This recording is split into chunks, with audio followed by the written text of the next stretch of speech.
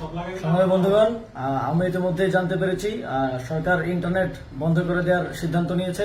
আমরা আবারও শঙ্কা করছি ইন্টারনেট ব্রডব্যান্ড সবকিছু বন্ধ করে দিয়ে আবার দেশে একটি ক্র্যাকডাউন চালানো হবে, মানুষকে হত্যা করা হবে এবং একটা হত্যাকাণ্ড চালানো হতে পারে আগের বারের মতো।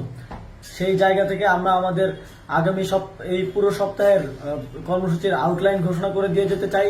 আমরা জানি না ইন্টারনেট বন্ধ হওয়ার পরে সমন্বয়কদের কি হবে, আমাদেরকে আবার তুলে নিয়ে যাবে কিনা, মেরে ফেলবে কিনা, কিংবা যে কোনো কিছু ঘটতে পারে।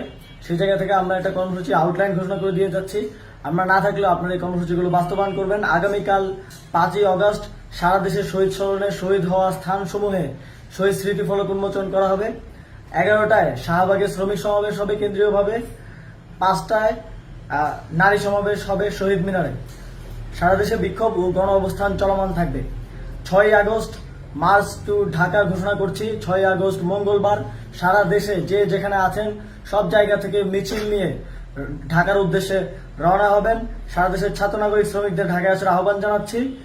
সকল এলাকায়, পাড়ায়, গ্রামে, উপজেলায়, জেলায় ছাত্রদের নেতৃত্বে সংগ্রাম কমিটি গঠন করুন।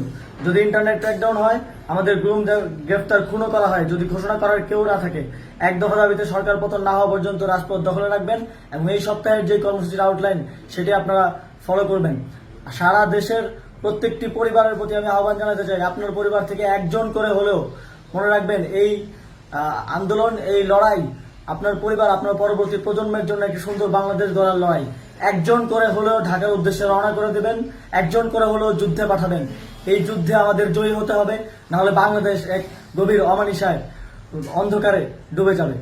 কারো কাছে স্বপ্ন পূরণ, কারো আনন্দের উপলক্ষ, আবার কারো জীবন পাল্টে দেওয়ার মুহূর্ত, কখনো জীবন বাঁচাতে সর্বোচ্চ গতিতে উড়ে চলা, কারো আবেগের শেষ মুহূর্ত, আপনজনের শেষ বিদায়ে সামিল হওয়া। এমন সব ইচ্ছে পূরণে সর্বনিম্ন ভাড়ায় দ্রুতগতির বাহন প্রবাসী হেলিকপ্টার। আপনার প্রয়োজনে যোগাযোগ করুন আমাদের হটলাইনে।